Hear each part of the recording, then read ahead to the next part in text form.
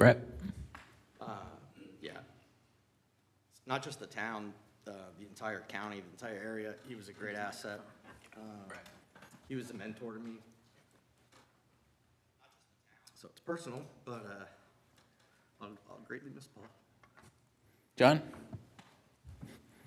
No, he'll be missed. I didn't know him that well, but in the short time I got to know him, he seemed like a real big asset to the town, so. Carrie? I actually know him quite well, and I'm going to miss him very much. And he was a great storyteller. I know him back from his Rhineman Herald days, which was I just dated myself considerably.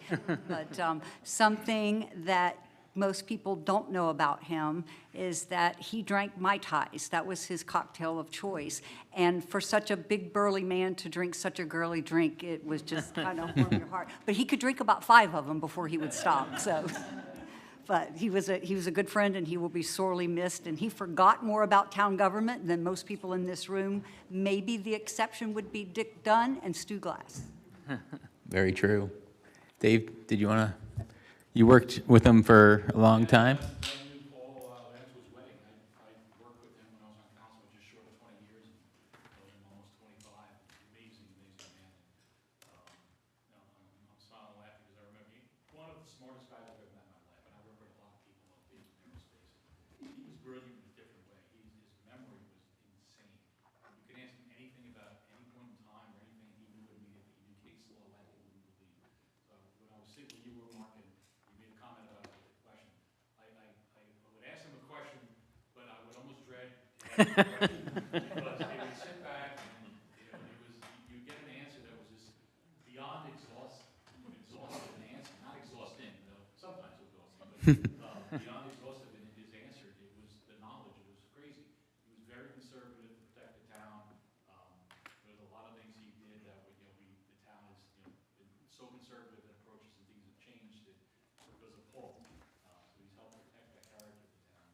But I saw him about 2.5 weeks ago. Went to see him in the hospital before we got visitors cut off, and he was so happy to see us, myself and Lauren Goldfarb, and then talked to him multiple times. I actually thought he was getting better, but they released him into hospice. And I don't know exactly what happened, but he started some kind of a chemo. What do you call it?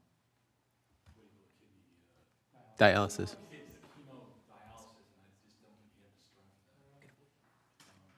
Very sad. He's just a great man. Always happy to see you. I was kiddo too, and a lot of everybody was kiddo. He will very much be missed. And I know folks here don't want to be but just a sad thing. Yep. Two people in my life that I've met that actually knew how many licks it took to get to the center of a Tootsie Roll Pop. He was one of them. So, anyway, this changes to the agenda. The B3 special event request has been pulled from the agenda, consent agenda.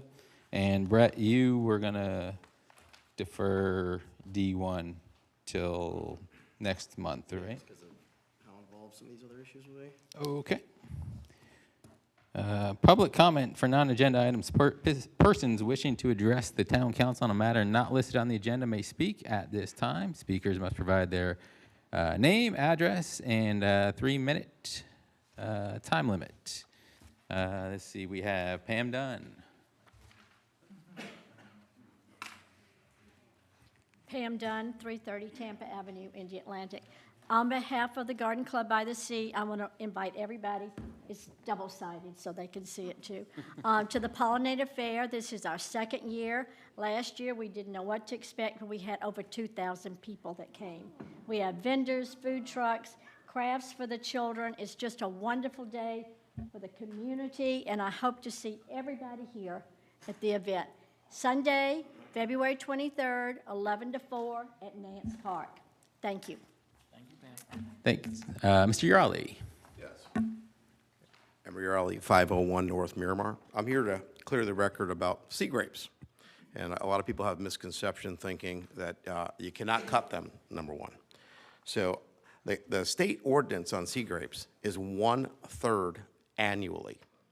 And a lot of people think you can't cut them at all. That's not true. And secondly, I have spoke to the head chairperson, I believe what his position is over the state. His name is Jim Martinello, and we discussed about eradicating the sea grapes. He is opposed to eradicating them and believes they still help the sand dunes, okay, at this point in time, because we were going to have obviously some hearing about trying to eradicate them. He's willing to work with us about trimming the large sea grapes down to a length of like 6 feet, which can actually manicure and clean up the beach area. And there is no law saying that we can't cut these sea grapes annually. So there's a rumor out there that I had no authority to cut sea grapes or do anything like that. And so absolutely none of that is true whatsoever. I've been dealing with the state of Florida for now 25 years on the coast. And I know the ordinances, the laws, and so forth. And, you know, unfortunately for the tree huggers, this is the ordinance. We are allowed to cut them. Thank you. Anyone else? Non-agenda item. All right. Public announcements. There are openings on the following boards and committees: Budget and Finance, Civil Service and Code Enforcement. Town Hall will be closed Monday, February 17th, 2025 for President's Day. Consent agenda. Is there a motion on the consent agenda? I'll make a motion to approve the consent agenda as presented. Is there a second? All in favor of approving the consent agenda, say aye. Aye. All opposed? Just to reemphasize, the special event request from CR Wellness was withdrawn from the consent agenda as it is no longer needed. Correct, thank you. Unfinished business, we got rid of that. All right, pickleball court. Who's here for pickleball? Everybody, almost. All right. So, council, with everything that's been presented, the petition, the vote, I didn't know this actually. Mr. Shonda pointed out the Parks and Rec voted against it 6-2, I think, Mike? Yeah, it was 7-2. This 7-2. current one, previously they voted 2 to it. Right. The current one was 7-2. So, is there a motion? Discussion? Yeah, just, I know that we are in the proper following procedure and proper posture. I move to approve or to have Joe go forward and set up a pickleball court along with, you know, the half-court basketball court, the additional, that half-court slab that was paved in the center of Orlando Park. Is there a second? Doug? So to be clear on what we're discussing, because there were a couple options in the agenda in terms of the scope of that. Do we want to be specific in our motion, or do we want to just include that in the discussion of the motion in general? There's a pretty broad spectrum, right, of options presented in terms of what the build-out could be, including fencing and noise abatement, and not just including the net and the lines. Yeah, appreciate for clarification. I'm moving for just painting the lines and having the net, so that there's the option of pickleball with the, I guess the key or the three-court or the three-point line would be painted as well for basketball. Okay, so it would be lines and net only. Okay, thank you. Yeah, anything? So we've discussed it. I don't think there's any, well, folks that haven't been following the past 2 council meetings, I won't reiterate necessarily my position. I'll just walk it back just a little bit, though. Again, the thought process here was that we were considering putting a pickleball court in Orlando Park in parallel or a dual use for the half-court basketball. There has been no decision that we should put pickleball in there. From my perspective, it was a question of should we do it, and if we were going to do it, how would we do it? We had to replace the slab. That was a necessity. So that expenditure effort was planned for in the budget. So it's all within plan. What is in question is, do we add the lines for pickleball court, and do we add a permanent net? I will highlight in the build out here in the agenda that what the town has put forth in the recommendation here is a temporary net, one that's mobile, can be moved off the court. And I had a conversation with staff on this earlier. So the concern there being, and one that I've raised separately, is if we were going to put a court, a pickleball court, how would it function with regards to, notwithstanding any of the discussion on noise, just from a functional standpoint, how would it work? How would you put the net up and down? If the net was down and the posts were permanent, would the posts have to have padding on them? Would somebody run into them? So on and so forth. Just thinking that through, as we don't want to put in something we have to backtrack on, not to pick at a scab, but we have the zip lines that had recently. We were misled, I would say, put in, and now we're stuck with what we have, looking for alternatives there. So my position is, obviously we can play pickleball on the court as it sits right now. There's nothing that prohibits the use of folks putting volleyball nets up, badminton nets up, playing soccer, doing obstacle courses, playing football, soccer, baseball, bringing their own pickleball court as others have done, and playing pickle on the existing surfaces, the half court or the full court. I know there's concerns with regards to noise, as obviously we've all understood from the concerns of the residents here and via email. I would advocate that if we want to put lines down and allow for temporary nets to be brought or provided by the town, that seems to be as it would most effectively serve the residents only, right? Folks aren't going to drive over to come play pickle if there's not a net there. I don't know how it would work if the town had a $1,000 net that would be rolled off to the side. Obviously, I have concerns about the longevity of that, or the ability, for folks to move it around eventually, if it would stay local or if it would grow legs and transit the state. But I think that would be a good compromise. And it certainly is not a significant dollar expenditure to add lines. I think based on conversation, we're only talking a couple extra $100 to put lines down for pickle, as opposed to, going some of the other things. There was also discussion about locating the pickleball court somewhere else. I think for tonight's discussion, we're just focusing on Orlando Park. If we, as a town, decide we want to do a pickleball court, which I think everybody agrees it's not a bad idea, perhaps Orlando Park is not the preferred location. Just open for discussion. Again, though, we're trying to really talk about park tonight. I am not in favor of expanding it beyond the lines and a temporary net, though. Just because that would service residents.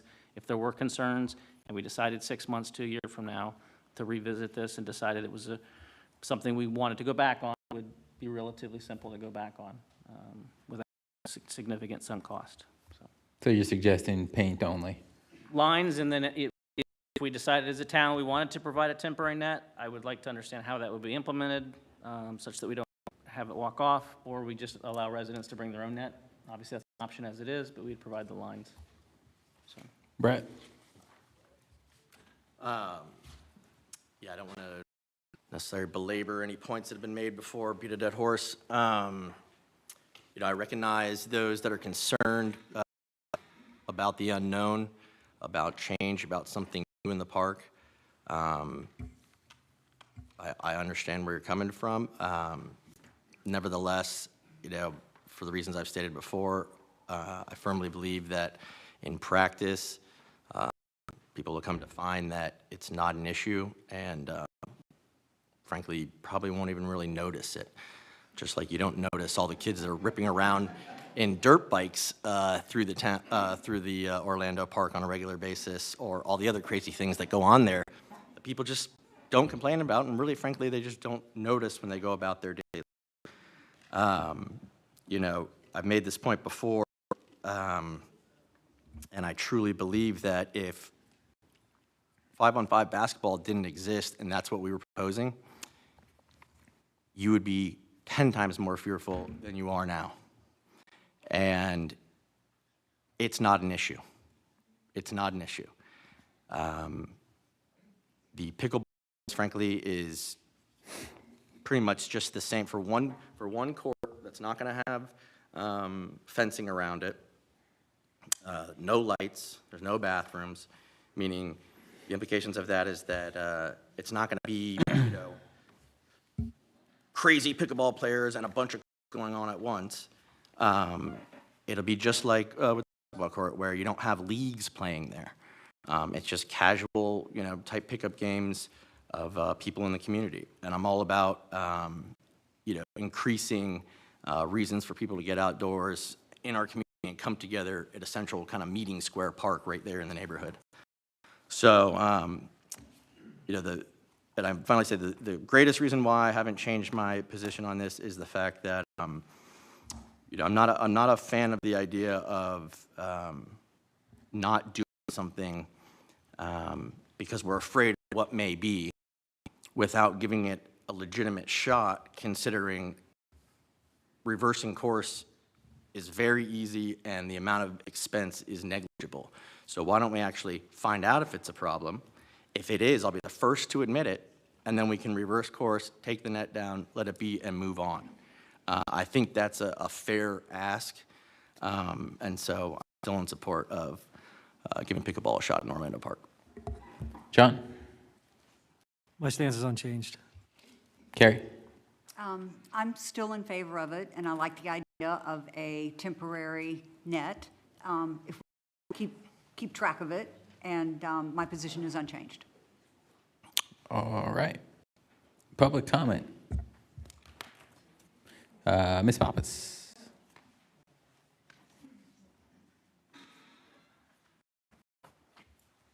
Good evening. Catherine Pappas, 406 Ormond Drive. I am opposed to putting a pickleball court in Orlando Park. Not opposed to pickleball. It's a great sport, no problem. Like many other residents, I honestly don't understand how we got into this situation, how and why pickleball is viewed as a required addition to the park versus other things. Our world right now is full of stress everywhere. Orlando Park is our town's peaceful, environmentally friendly park. That is our one big space that people go to relax, to read a book, to meet your friends, to talk to your family, your neighbors. It's where we do birthday parties, Easter egg hunts, the golf cart parade, right? All kinds of things happen in that park. And quiet and loud. It's where the birds come. We have migrating birds. It's a fact. They come through that park. Bird protection agencies travel to the park to see them. Bird watchers come to see them. It's a sanctuary for all of us who live in this town. And it has been for more than 40 years. And that's why it looks like it does for more than 40 years, right? The basketball doesn't bother people. Honestly, I would not be here if we were adding a basketball court. I would not. So the question really is, why are we adding a pickleball court? Why weren't we adding more picnic tables? Promoting the venue that we have, Orlando, this nice sanctuary place that people can go to relax and to let their children run free and to read a book and to have their coffee without adding more noise and stress and people and traffic. There's a lot of pickleball courts in the area, numerous ones that are also being built in Satellite Beach. We got Indialantic, Melbourne Beach, Satellite Beach, lots of other courts. They're on Google Maps, they're on pickleplay.com, they're on Facebook. There's a long list. Ironically, today, in Orlando Park, the sign was out. It's a Hoover PTO pickleball game, because there's pickleball courts at Hoover, right? Which is fine, no problem. If we put in a permanent structure in Orlando Park, this is what's gonna happen. It's not like it's not happening, it's happening everywhere. Pickleball courts are scarce, according to everybody. I don't know. So why here? We don't have a lot of beautiful, peaceful sanctuary parks. We have Orlando Park. That's where people go. That's where everybody goes. So why are we giving that away, the thing that we don't have very many of, to add a pickleball court where there are many and many more being built? Thank you. Thank you.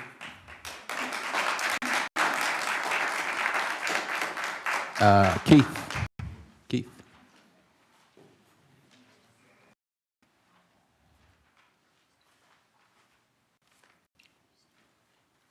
I left the batteries out of this shirt for you tonight. Thanks. All right, Keith Wassemer, 406 Ormond Drive. To summarize how we got here. On one path, the member of Parks and Rec suggested adding a court. On another path, City Council asked, what can we add or do at Orlando Park to make it a better park? And pickleball was the suggestion. It was an innocent and nice idea at the time, something that supports exercise and fun. I commend all of you for that. Who would have thought this trendy, fast-growing sport was so engulfed in controversy? I didn't, and I'm willing to bet that none of you did at the time either, when you considered to add the court to the park. After all, I don't believe that any of us have ever had to live near a park or near a court yet. We have brought documented scientific studies, lawsuits, news articles, and reports that are numerous on the internet for all over the place in the U.S. to the council's attention. These have all been discarded by the council as claims and accusations of illegitimacy, panic, and paranoia. The majority of the council has since taken an unfounded and hard stance to force the residents to accept the court, stating the vote was going to pass, so get over it. I don't believe that's how our council should act or react to the residents. It's a little embarrassing. Why is it so hard to go back and revisit the first question? How can we enhance the park? And why does it have to be pickleball? Has this unconsciously become a sunk cost fallacy for the council, meaning an unwavering commitment to follow through with something that is not necessarily the best, even an acceptable option, because an individual or group has dedicated time, effort, and money towards it already? As stated, the pickleball half court had to be replaced, so the only additional cost was enlargement. The time and efforts, while they are appreciated, could not have been so great so as to force this court into the park with so much disagreement from the community. Or is it because one person suggested it with the support of their spouse, who both happen to be ex-town officials or committee members? Because I haven't seen a third person on record supporting this throughout this entire process. We're asking you one last time to take our research, findings, thoughts, and feelings seriously, and to please reconsider this decision. After all, it is your decision to make. We do truly appreciate what we do in this community. Somehow I feel like that's been lost in translation with this discussion. It's a tireless and thankless job most of the time for all of you. I've been on enough boards and councils to know that firsthand, so thank you again for all that you do in this community. Please make the best decision for the community. Thank you.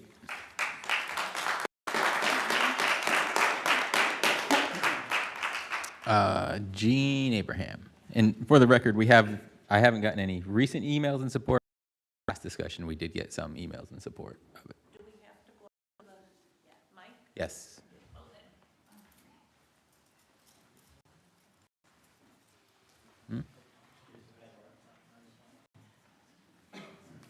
Okay, my name is Jean Abraham. I'm a resident, live on Michigan Avenue, and I am in the park every day. What's your street address? 327 Michigan All right. Avenue, and I'm from Michigan. But I'm in the park every day, every single day. I go ride my bike there, and I just love the peace and quiet there. And yeah, there's an occasional person shooting baskets, and sometimes there's a pickup game of basketball. But the squirrels, in the early morning, which in the hot weather, always go early in the morning, and they look like professional birders there, but there are a lot of birds there, especially on the west side. And I just hate to lose the peace and serenity of that park. I also ride to Hoover every evening, and I hear pickleball going on in the corner. And to me, it's great at Hoover because doesn't have as many homes as close. It doesn't have the huge oaks and the benches where other people are sitting and enjoying or having their little children play. So as far as the sound, to me, it's very offensive. To me, pickleball is a much louder, would be a much louder event than anything that's in the park at the moment. And like I said, I'm there a lot. So I did have concerns, you know, would there be more cement put in for parking? But apparently that wouldn't change. I wondered if there would be bathrooms put in for people, because I thought I didn't want to replace more greenery with cement. And, but apparently there's no plans for bathrooms, even though I kind of wish there was one there somewhere. But I don't want it there. I've seen a couple times I called the police because there were homeless living in the pavilion when I got there at 6 in the morning. And I wondered, of course, that would be a concern if there were bathrooms put in. Let's see, where would the course be put? That was answered. I guess I'm selfish, but I'm a nature lover, and I love the sound of the children playing, and I love talking to people in the park, and like I said, I have heard the sounds of pickleball at Hoover, and I'm concerned about the noise level. Thank you. Joe, where's Joe? Joe Shonda. I got that right? Chanda? Okay. Yeah, I got Joe right. Joe Chanda, 501 Orlando Boulevard. So I'm opposed. I live right across the street from the park.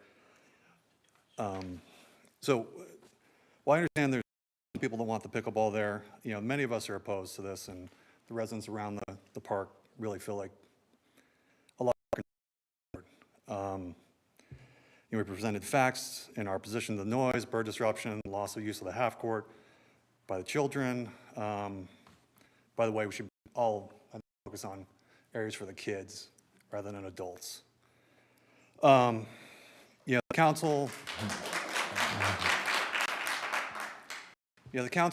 and the proponents have overlooked the impact on the quality of life for the residents who live directly across the street from the park. We're going to bear 100% of the noise, traffic, other issues like parking. Homes around there will see permanent changes to the character of the neighborhood. We're literally going to live with it. People who want this are going to come play for an hour, leave, go back to their house. You know? I highly doubt that anyone in the council here or anyone that doesn't live by the court is going to want a pickleball court directly outside of their house. You know, Keith and Kathy, they're like 150 feet from the park. Scott Ward, who wrote a very great letter about the bird disruptions, he's maybe 200 feet. I mean, you can throw a baseball from their house to this court easily. You're an athlete.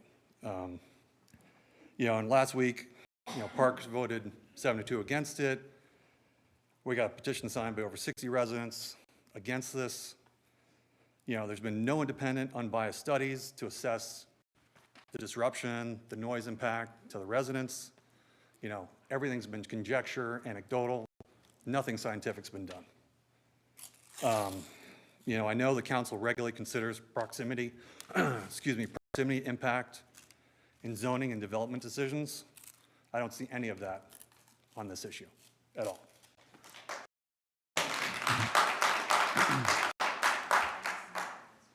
You know, and there's the other note, Nance Park isn't suitable for this.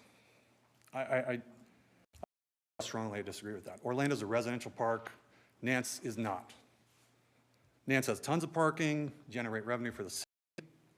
You know, noise is a concern. It's right by A1A.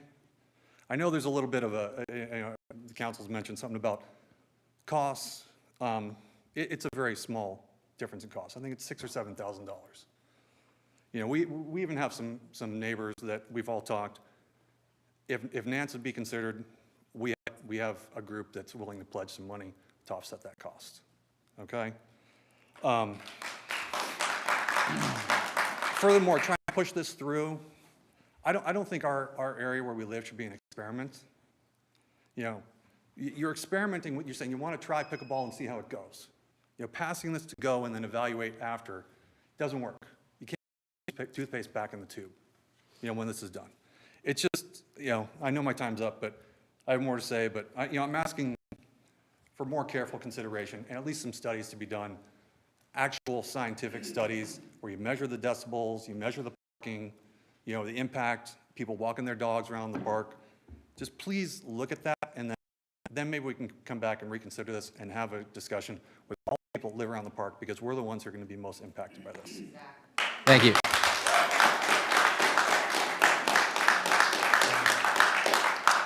Hope Chanda.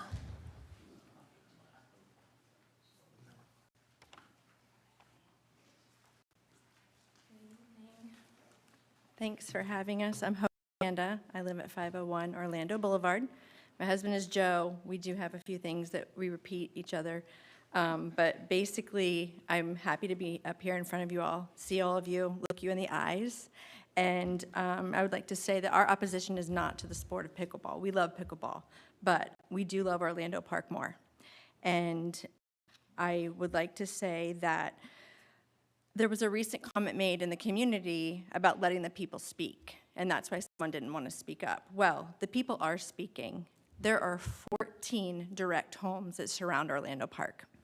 11 of us have said no and asked you not to put the pickleball court in Orlando Park. 2 of the others are, I don't know how they feel, and 1 is a vacant property. 11 homeowners that surround Orlando Park do not want it there. We're not have it anywhere. We're just saying, please do not have it in Orlando Park.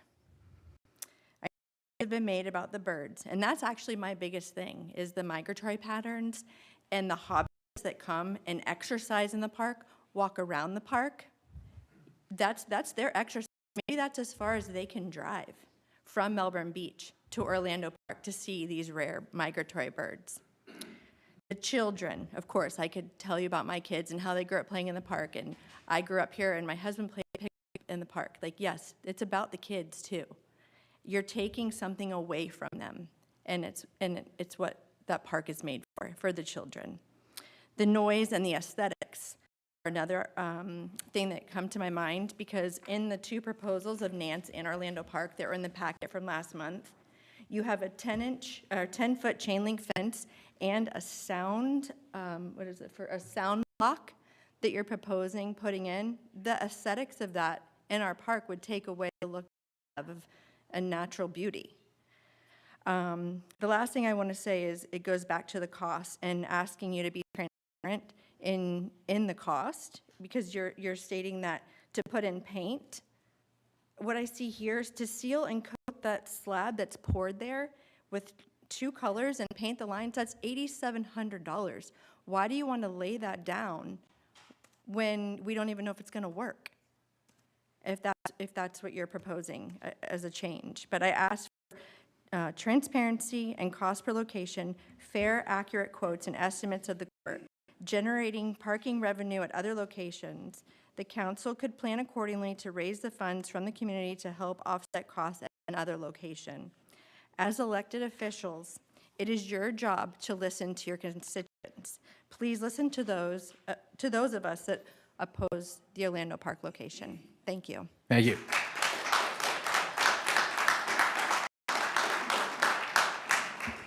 Mr. Dick Dunn.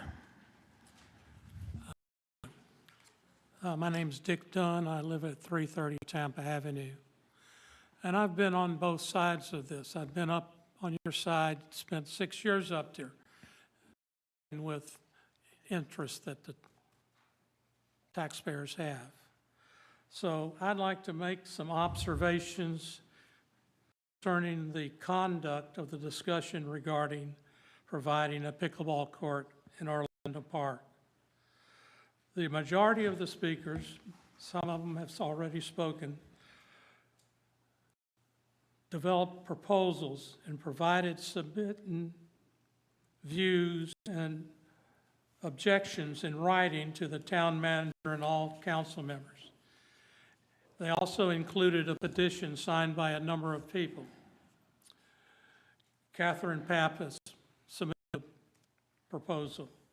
Brett Jones, Scott Ward, myself, and Brett Jones submitted another proposal on February 1st.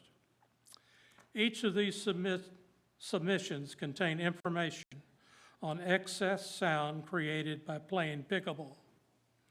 Each of the documents provided references to other source material expounding on the excess noise created by pickleball. Examples: CBS News, YouTube from Fox News, ScienceNasa.gov, www.birdnote.org, YouTube video NBC News, YouTube video NBC Bay Area. At the last meeting, questions were raised about a scientific evidence. This question has been answered by a study by an engineering firm, Spender Willis Acoustics and Noise Control. The report cost $11,000 by that company and included 77 pages of information. This report provides the town of Indialantic a valuable opportunity to access an unbiased, scientific reviewed pickleball noise concerns at no cost. A copy was provided to everyone sitting at the table before me. In the submission dated December 28th, it contained a request to the town to show 3 YouTube videos that actually recorded the sound of pickleball being played and also contained interviews with residents affected by the sound. It was the town's decision to not view these videos.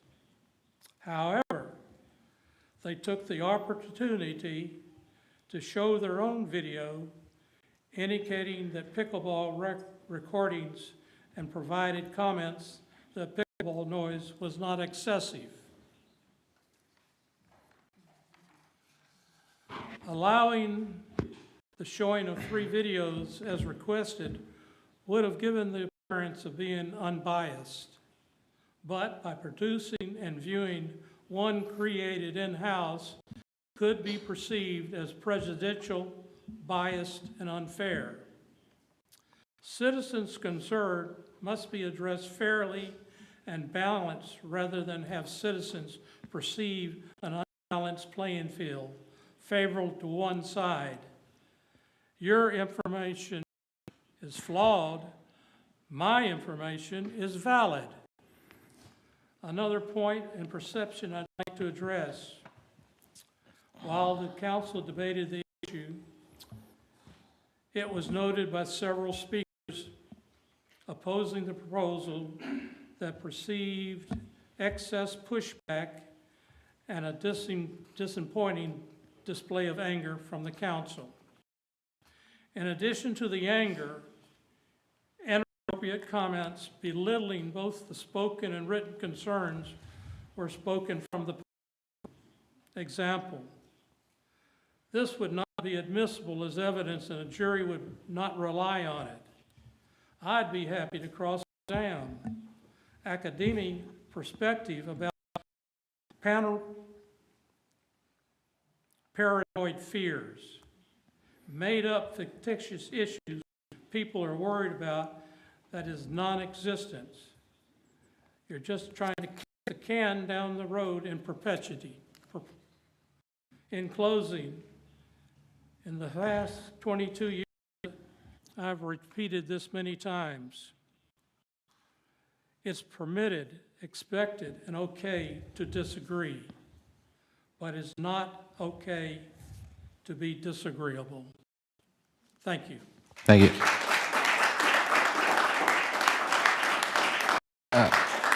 Any other public comment? Anyone? Yeah. No, that's fine. You don't have to fill out a card.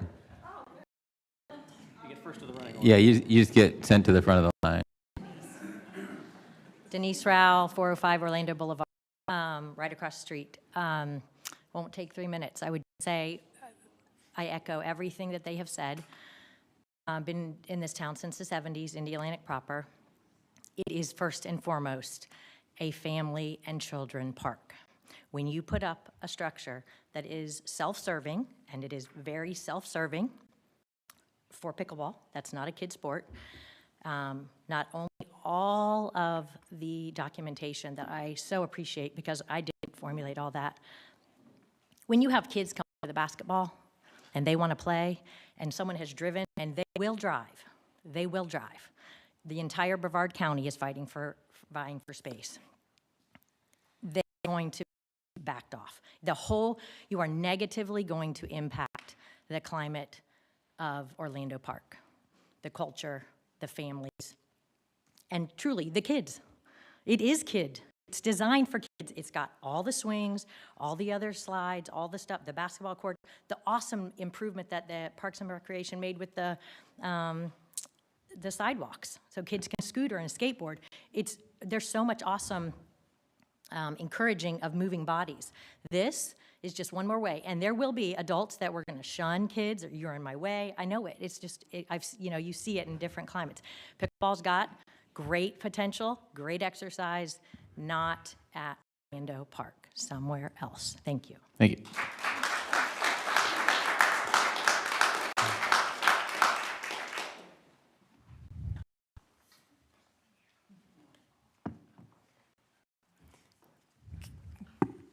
Carol Andrew, 906 South Ramona. 3 points. Number one, the house I live in is next to Orlando Park, and it has been since 1940. Carl and I and our family have moved in, and our family, including great-grandkids today when they come and visit. We had a granddaughter come from California who had to visit us, but they had to take the 2 little kids over to the park before they left our house to play where our granddaughter and her parents also played when they were kids. And so anyway, so there is an ambiance about that park. Trying to make 2 other points. One of them was there's a sign in the park. It was there, Shayna Boyd, who was later changed her last name, lived across from the park for a while. And she had a big fundraiser one time. The sign that's in the park points out, and Carl and I aren't on the sign, but we donated $100. And over thousands of dollars were donated. It tells you the purpose if you stop and read that sign. It gives you a sense of what people of the town have expected from that park, which is what you're hearing described right now. Those people, we actually bought sod, we bought bushes and trees. They were planted about that, most of everything was planted about that time. And the neighbors, these people would all be out there putting the sod down with us. The sod in the park was put down by the people of the town.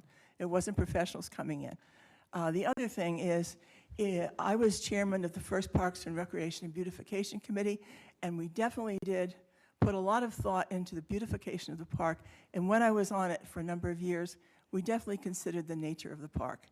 And what you're hearing described by the people who live near the park and neighbors in Indialantic is what we achieved. So as the first chairman of the Parks, Recreation, Beautification Committee, I vote no. Thank you. Any other public comment? Yeah, further, you don't have to pre-sign up. Anybody can speak. Marley Hopper, 306 Tampa Avenue. I've listened to all the conversation here. A lot of it is points that I had come up with and things that I had thought of, but one thing that no one's mentioned that as I thought about it, I got into really kind of doing some research on the noise and the situations that have arisen in communities with pickleball. National Realtors Association has quite a few articles on their website speaking to, does pickleball increase or decrease property values of the homes that are in close proximity to a pickleball court? And there is some debate about that. There is an article, I believe it was September 24th of 24, recent.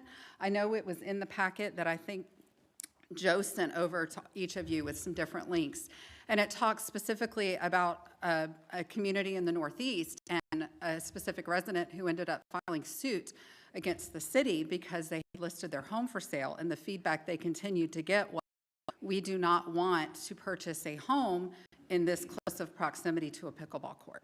So I think that that is something that's out there, that for the 14 homes that surround the park, that us as a community and a town of Indialantic to have consideration, just because we don't live on Ormond or Orlando or right there. We should consider what this may do to the property values of our neighbors and our fellow community members too.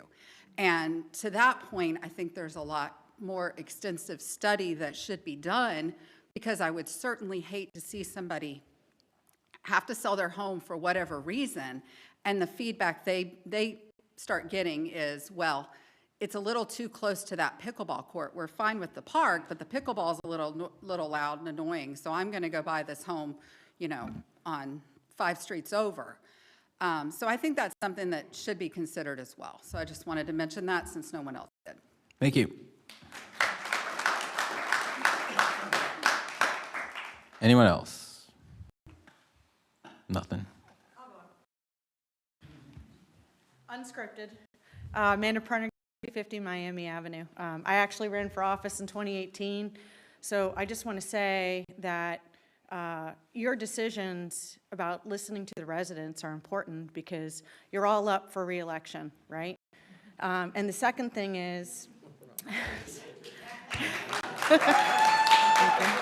I have 4 small children that live in my house, and Orlando Park is a safe place. I don't have to go, I don't have to monitor them, but pickleball is predominantly an adult male sport.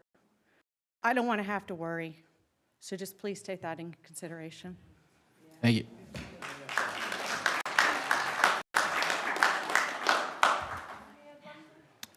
We just do one time, sorry. No. Only get one bite of the apple. Yeah, no. Anyone else?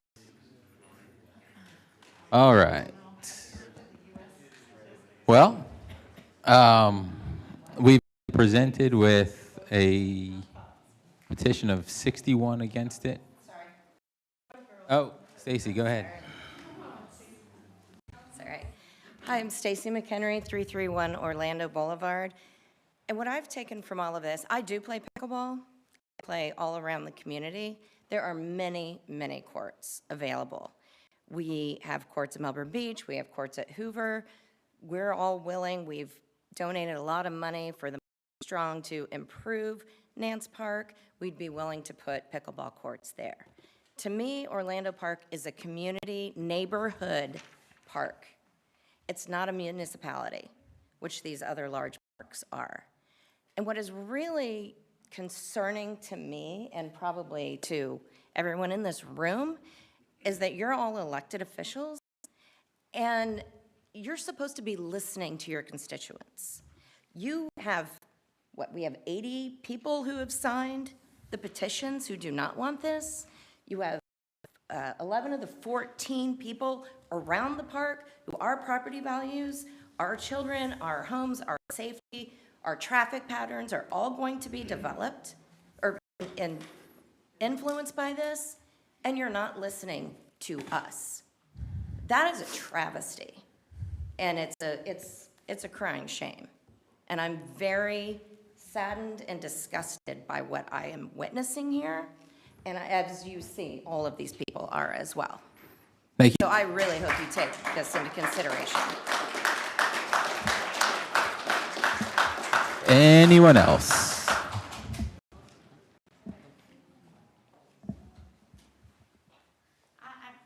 I'm Eleanor Hale. I live at 1301 South Riverside. I just want to make one quick point. I'm not going to go over what everyone else has talked about, but I haven't heard one person say that they are for this. I mean, is anyone in here for it? I haven't seen anybody. Yeah, there's a few. Okay, well, no one's, okay. Just wanted, okay, 2. Well, there's more of us, so that's all. Thank you. Any other comments? All right. So, as I was saying, we have a petition of, I have 61. I don't know if there were more added to against it. Okay, 65. And the study, the noise study that isn't specific to us, but pretty, I guess, applicable from what I could tell, most of it was. We have the bird study that, I mean, honestly, it's a little, I believe that it would have that but much of an impact on birds, but I'm not a bird PhD like Scott was or is. So I just can't support it, even just putting the lines on it. But all right, so vote. What is the motion? Yeah. It was to approve pickleball, painting the lines, having the net. I thought it was going to be, like posts in the ground you could remove by a clip, but not like a. Is that what the idea is? Can answer. So, yes, the net will be able to be moved off to the side. Otherwise, if it was permanently in the ground, someone could potentially run into it. Okay. So.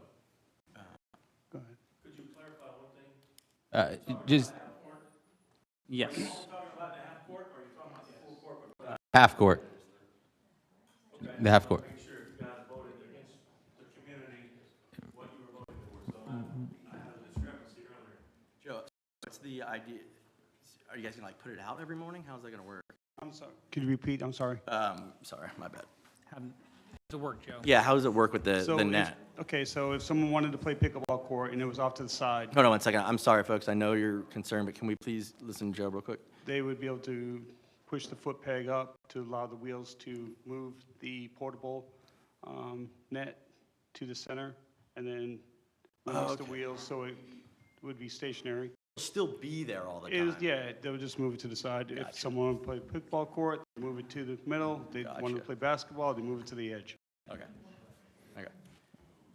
And to address, I don't read the name, but we have to seal the half court regardless. So the $700 is because it has to be sealed and painted. The lines for a pickleball court is only $150 to add pickleball court lines. So regardless of this situation, it has to be sealed and painted for $8,700. And that's for basketball. And that would be for basketball, yes, sir, Yeah. whether it just be basketball or Thank you. basketball, pickleball. No. Public comment is over. So if we, because frankly, I don't know how else we try to find out whether it works or not, because there was some mention about like studies at this particular location. I don't know how we do that without trying it, right? So for clarifying in the sense that if it is an issue, or if we decide to move it for some reason to Nance Park, the net that we would buy, we could easily just take it off the court or resell it or move it to Nance. Like it's got options. It's flexible situation. Yes, sir. So what's the So motion? The motion is to, follow Joe's proposal. He knows what. Paint the lines, obviously seal everything. It'll have the basketball lines too, and then this portable, movable temporary net type situation that you're talking about. Use that, not So- permanent poles on either side of the, a permanent net up So there. the motion is to approve pickleball court with a temporary net. The lines drawn, the things sealed, yeah. Right. Is that the way you understand it, Doug? That's what you had notes on? That's what's in the packet, correct? There's More of a movable net. There's some additional line items that were included for comprehensiveness that we are not including in the motion. Fence, noise abatement. Right. Forgive me if there's others, but Right. there's only Okay. 2 line items that are being considered, which is lines for pickle and a temporary net. Okay. And then, Everybody clear on the motion? All right. is there any consideration for the timeline for reconsidering, revisiting criteria? Because in other instances, right, where the dog park, this is not the case where you would do that, but you could put a sunset clause in that would essentially force you to come back and say, is it working or is it not? That's something, if that is, well, fair enough. I don't, this is not an instance where there's a sunset clause, because it's not it's ordinance change, per se. It doesn't change my opinion upon how I'm going to vote. But I'm just trying to pre-position. All right. So the net, as I understand it, Joe, is it is a large frame. It has a bar that goes across the bottom, so it's rigid, and it's Yes. whatever width it is. I and it believe has, it's 500 pounds in weight too. Right. So it's not So something you there's- can just pick up. So there's locking wheels that you would wheel it off to the side into the grass or wherever, wheel it back. Yes, sir. Would we also, again, Quiet, please. quiet, please, Quiet. folks. We gotta maintain order. So, You use the wheels, it's very easy to move. If you watch the video, one person, Quiet, for please. one person Quiet, can move quiet. it, yes. All right, so the other, aside from the other objections we've raised, are there hours of operations that we need to include in this statement? Are there orders of operation? Just let it go, just let it get figured out. My position on this is that it needs to be well thought out if we're going to embark upon this journey. Even if I object to it, I would advocate for the council to put down their thoughts such that they can allow staff to implement in a thoughtful manner. And if we want them to go research it and do that, that's perfectly fine too as well, before we go through with any implementation of such a thing. Excuse me, but no, Joe. Yeah, so, yeah. Well, certainly I understand, and your concerns resonate with me. So, no. No, that's been closed, sorry, go ahead. All right. All those in favor of approving the pickleball court with temporary net, say aye. Aye. All opposed? Nay. Yeah, nay? All right. Is there anything that stops us from playing pickleball in the middle of the street at somebody's house? There is? Let's be civil, folks. Let's be civil, folks. Hey, what did he say? This is the part where people use civility. Let's keep it, folks, keep it civil. Who was it? I don't know, honestly. I was listening to Keith. I did look. I don't know what you're talking about, lady. Wow.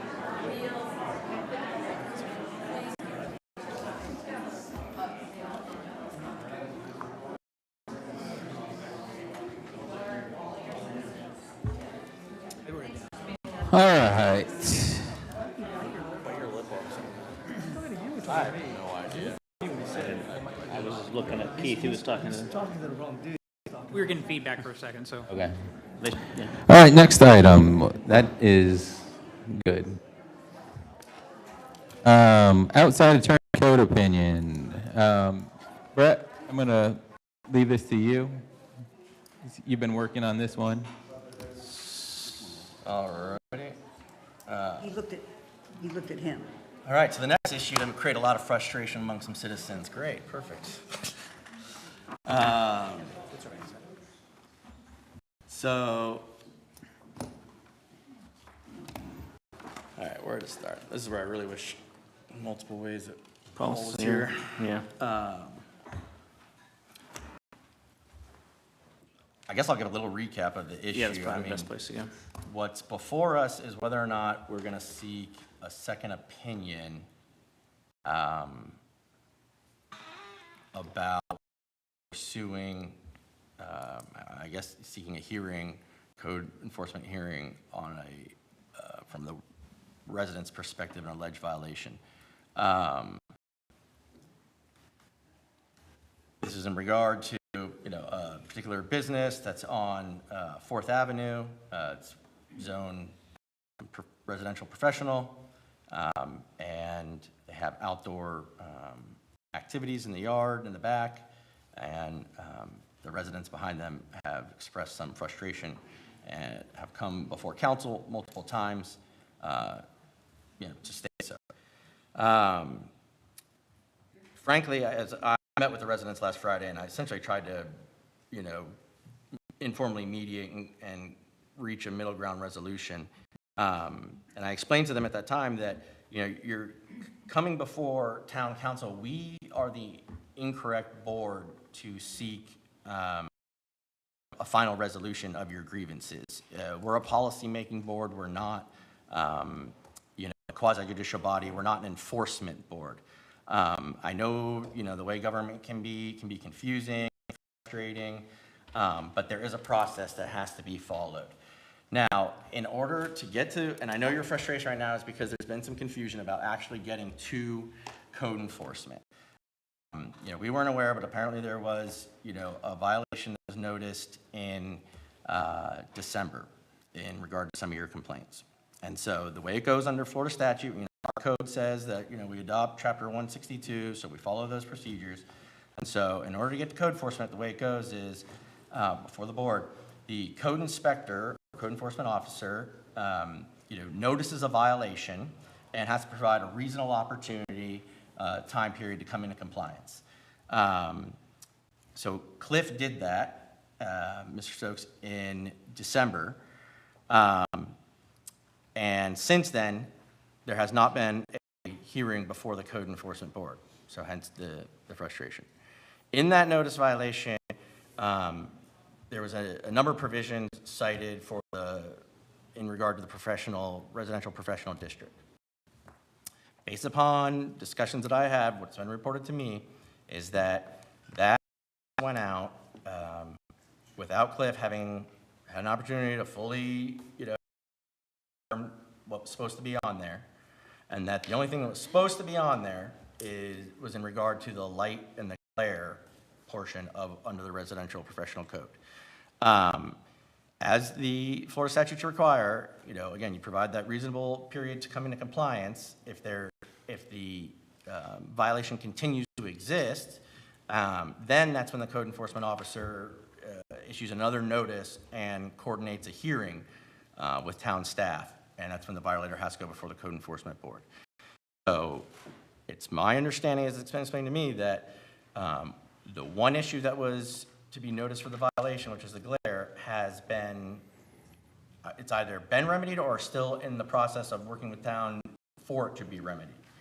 So there is not, to my understanding as explained to me, an active violation to go before the code enforcement board. Therefore, so I believe procedurally that we're not really even technically in a position to vote or decide whether or not there should be a second opinion, because there's, again, procedurally, and I know it's frustrating, but I'm just following how it's supposed to go. Procedurally, there's not an active, violation for which we would be seeking this second opinion. So there would have to be a new violation, whether it be under the professional district or some other, issue in the code, for which the code inspector does a notice of violation, gives a reasonable time to comply. If there's not compliance, then it goes to a hearing. At the same time, I will say, if it's an issue that has reoccurred, then it could actually go to hearing even if it came into compliance. Again, we're not the right, we're not, we as the council, since we're a policy-making board, we shouldn't really even be opining on, what the code issues are, interpretation, or, how that all applies and comes together. That's for, management and code enforcement to deal with. You have your civil rights, there's other avenues. I would encourage you to read 162, because there are, the residents have the, recourse. And if it's not in 162, you also, have your own right to pursue a civil action if you want. That's your right. Obviously, I don't want that to happen, hence why I was trying to come to a reasonable resolution and find a middle ground. But, that's your prerogative and your rights. So anyway, my position is, and I haven't had a chance to meet our attorney, good to see you, is that, there's not a actual active violation right now for us to see. I'm just saying, from a procedural standpoint, we're not in a proper position for us to actually be able to determine whether or not there needs to be some sort of second opinion. Now, Kristen, you are somewhat versed in the situation, correct? Yes, I am. Do you have any opinion? Yes, I do. Similarly, at this point, obviously, with regard to a specific violation, the due process has to take place pursuant to the Florida statute. And I know from what I've been informed that lighting and noise are both issues that are of concern to the adjacent homeowners and property owners. So as it relates to residents, Right. and as it relates to the proposition or the question on whether you could obtain a second legal opinion, a couple things that I'd like to say. Number one, I don't recommend it. First and foremost, from a procedural standpoint, it can make things somewhat unclear as it relates to the powers that the town code charges to the enforcement officers and also the code attorney, who has prosecutorial discretion. But aside from that, it is clear in reviewing the charter, of course, the council has broad discretion, and within your power, should you feel that there is a compelling reason to have someone else take a look at the ordinance that is subject or that is being considered, that's still within your right, but I would warn that noise enforcement is certainly a category of its own special constitutional implications and considerations. Having an outside opinion come in, it is not as simple as a black and white answer. There are many layers to specifically noise enforcement. First Amendment and other constitutional rights that cause extra layers of review and concern when it comes to anything related to reducing or restraining noise from private property. So those are things that I would say would be something the council should take seriously. And if, of course, there was further consideration for a second opinion, of course, you need to decide what your second opinion is for. Is it for a specific set of facts? And then there's a specific case that you're seeking almost a second prosecutor to take a look at the facts as they apply to the existing code? Or would the second opinion be broader, and it's the enforceability of the existing code as it relates to a specific zoning or property in general? So those are things that I think we'd need more clarification on if you were to move forward, because they potentially take the council in separate directions. And all in all, I still think going outside undermines the current attorney and enforcement officers that are postured and charged with the authority to enforce your existing ordinances and code. I think what was proposed is basically Mr. Colombo, the prosecuting attorney, said whatever wasn't enforceable, prosecutable, or whatever. So I think that was the intent of getting a second opinion. We'd go outside and get another lawyer. So I don't know if that changes. But that's where I think there's confusion, at least from having followed up with staff and asked, is that issue shouldn't be on the table because it wasn't supposed to be the notice violation. Right. Even just asking, what our so there's we'd be asking for a second opinion on something that wasn't properly raised as an issue. So there's in my perspective, not being a lawyer, so I could be out of bounds, but the permitted use is, I think, from my perspective, the area of the most lack of clarity, and the determination of if it is a permitted use in the RP zone, specifically for that case, and then if we look at that as an opportunity from a council standpoint, from a ordinance standpoint, is our definition of usage in the RP zone specifically consistent with how we want the town to develop going forward? Because if it is a permitted use as it's defined in its current constituency, specifically to the CR Wellness business and their outside classes, if that's a permitted use as it's currently defined, then what else, do we as a council want to address that?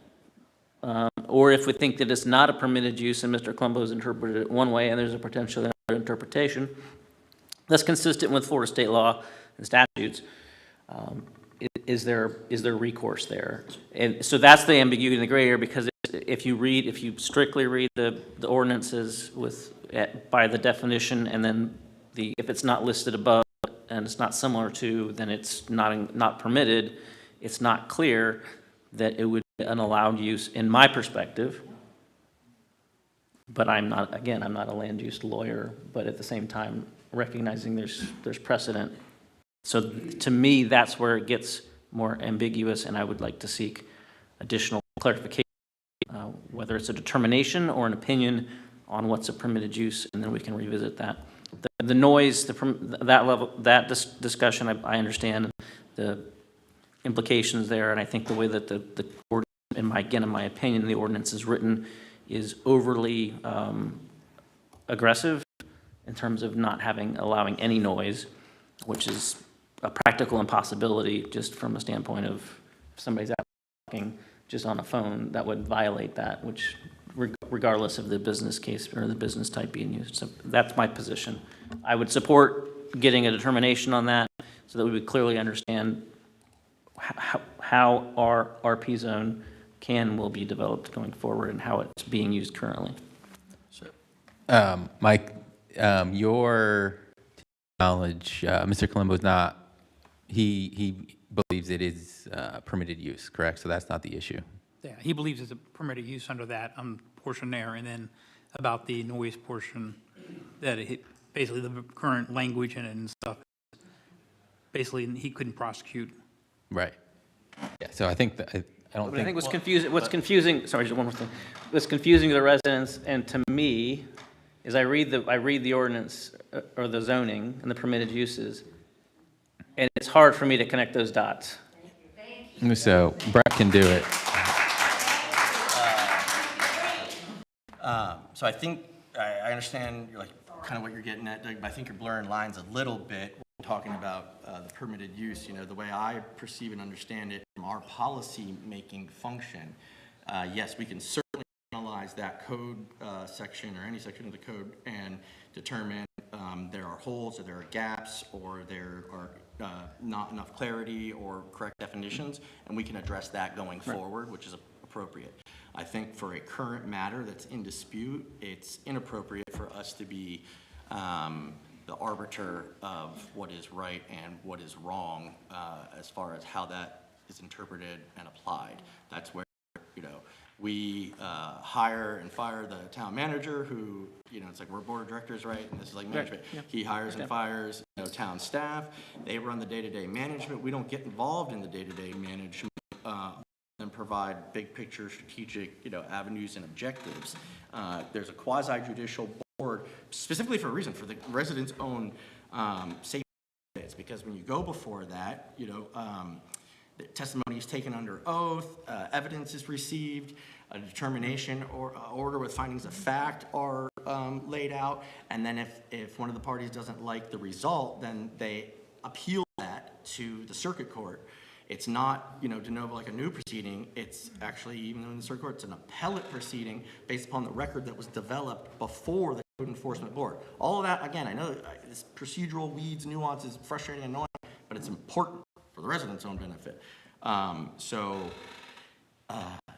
I think for us, our issue is the fact that we need to assure that due process is being followed and that the residents, if there is a notice violation or a grievance, or there needs to be a new notice violation, that occur based upon the residents being in communication with our town staff, that then follow the proper procedure of getting noticed, you know, hearing, so on and so forth. And it's not, if you look at 162, it's not just you know, the code enforcement officer that has the ability to call for a hearing before code enforcement. So that's where I'm like, I don't know that we're in a right posture to even be trying to make a determination of whether or not there needs to be a second opinion on something. Even if we were, I would, my view is the fact that it's extremely dangerous, because then we're just opening the door for that to happen for every little disagreement. So, so public comments later. John, do you have anything to add? No, I sat on the code enforcement board with Brett for a couple of years, and you know, look, I was asked the question, would I want this in my backyard? Obviously, I wouldn't, and I know you guys are dealing with a lot, but there is a process. I don't think this body is the process to deal with this situation. I mean, we can deal with the ordinances later or even now, but there's a code enforcement board, there's a code officer, there's a code enforcement attorney. I think that's the venue that this should be dealt with. So, Carrie? I agree with what Councilman Brady just said. I also would not want that in my backyard as well. So I have a great deal of empathy. I think there is a difference between the letter of the law, in this instance, ordinance, versus the spirit of the law. I don't think anyone, when the permitting process was going, knew or believed that there was going to be a full-blown gym in their backyard. Excuse me. So I'm trying to help you here. But I think there's plenty of blame to go around. I think going to your neighbor and trying to resolve something peacefully should be the first course. And I think you should do that through respectful talking and thinking, and if that doesn't work, then you take another step, and you take another step. Now, what I mean by there's plenty of to go around, I think there's been a lot of unpleasant talk between the two parties. So well, that's what I believe. So I read everything that comes to the council. I read every single letter. So I'm not going to say anything else. Kristen, listening to any of this, have any more input or no? Pretty much where you're at? I don't think I have any other input at this point. Okay. Public comment. We'll go with Jim Seaton.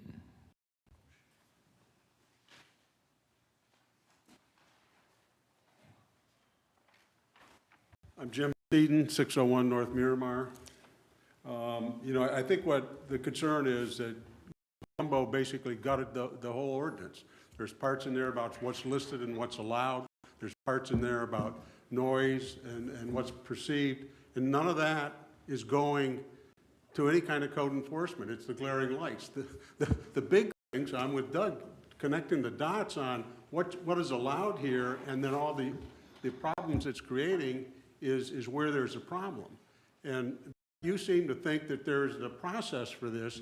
There is no way for these people to appeal to the code enforcement board, at least that's what I'm told. The town attorney can take stuff to prosecute people, but these people can't submit an appeal to the board, the code enforcement board, that we think this has been wrongly interpreted, and therefore give us a hearing. Is there a way to do that? An answer? It would be a civil action for declaratory judgment. So they have to go hire an attorney because the town isn't doing their job. If you read these ordinances of what's allowed there, it's not allowed to have a there, Jim. And the whole reason there is an RP zone is to sort of be a buffer zone between the commercial things. You know, you can't have a restaurant in an RP zone. You can't have an auto shop because it's a buffer zone, professional things that are low noise and low impact to the residential community that's right on the other side. So the big is that There's no way, other than them suing the town, and if you give them a chance to get a second opinion from another attorney that's skilled in this area to look at what really is allowed here, and the enforcement, especially of the noise parts about this, I think that's all they're asking for is some help and some hearing.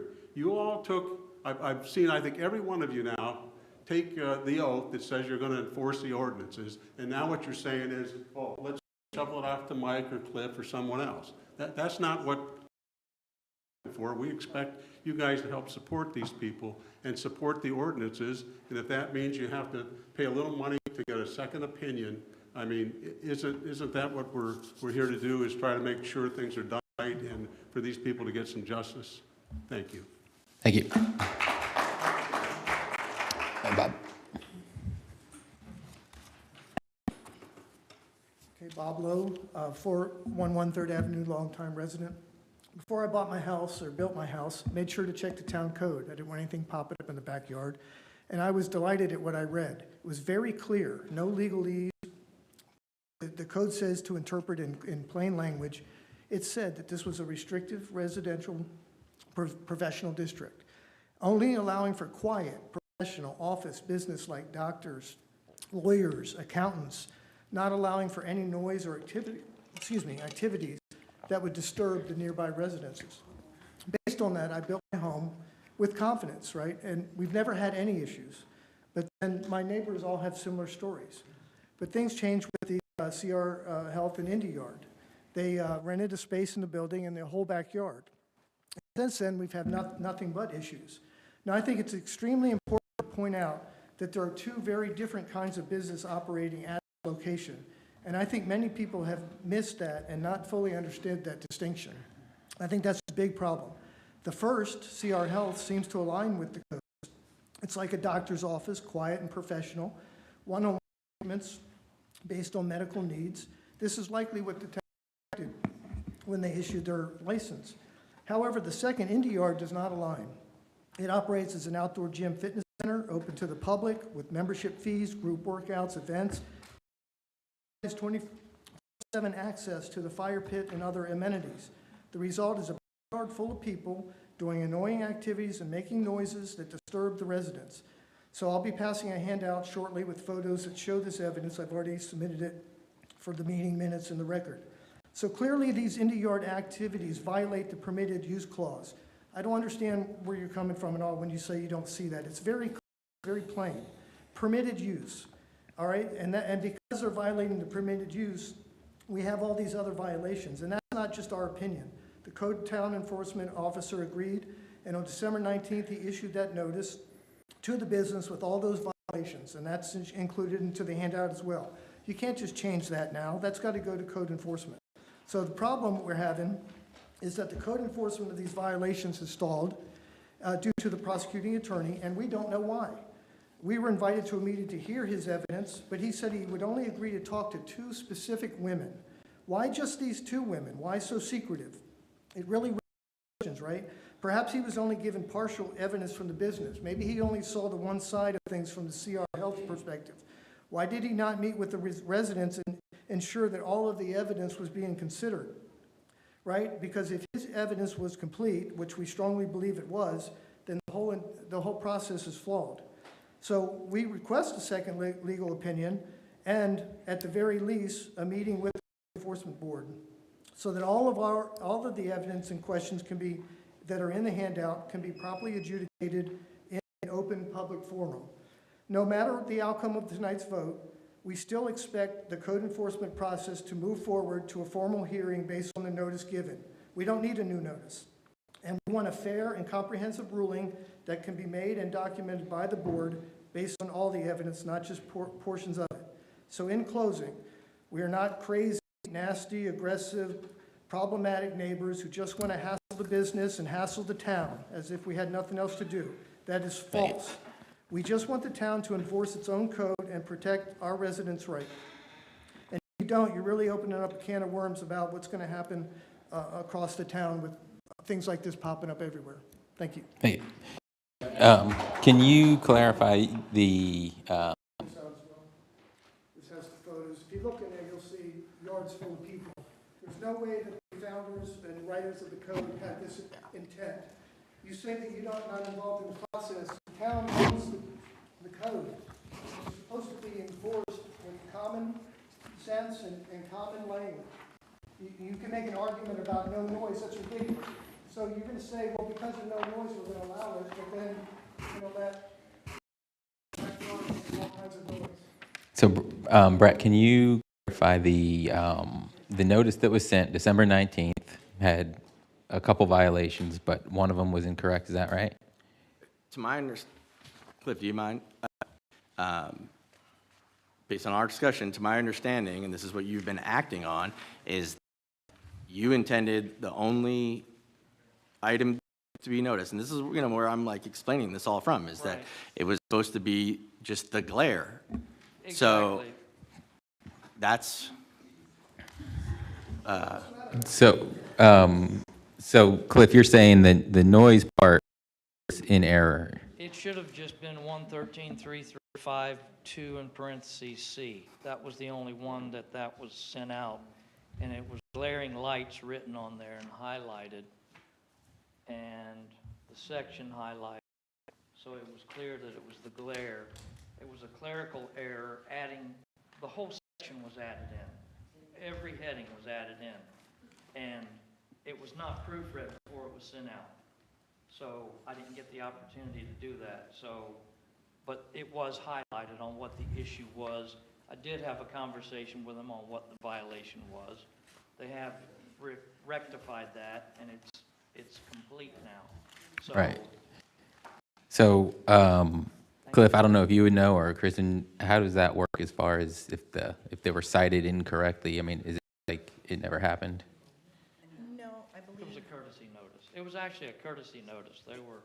Yeah, this that I have appears not have been a formal citation necessarily, or a formal warning. But at any point, the code enforcement officer or the issuing officer could amend and correct a notice. Okay.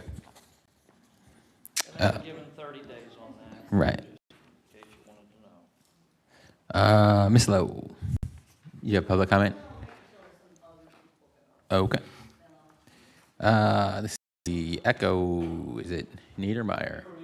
All right. I live in 306 4th Avenue, Palm Beach, but I own the property 435 4th Ave, 3rd Ave, in right behind, not directly behind, but it's bordering the RP zoning.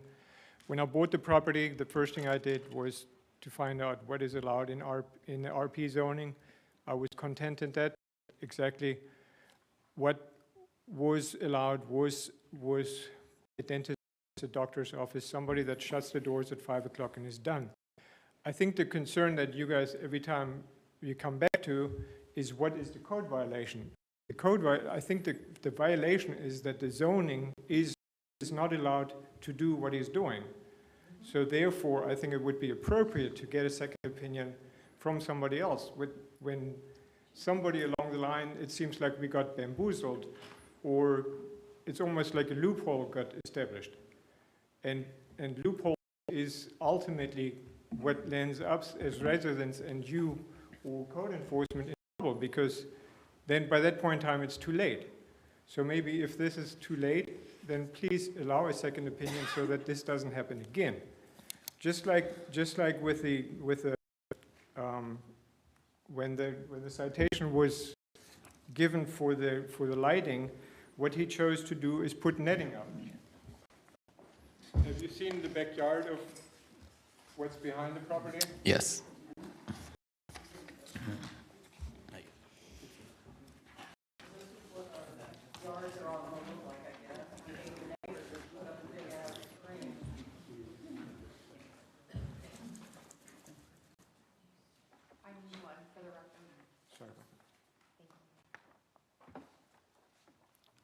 Not that it is my concern, because I don't live right behind there, but once again, this appears to be just another loophole of legality in saying, well, I'm trying to, put up something higher, but I know normally you would not be allowed to put up a 12-foot fence.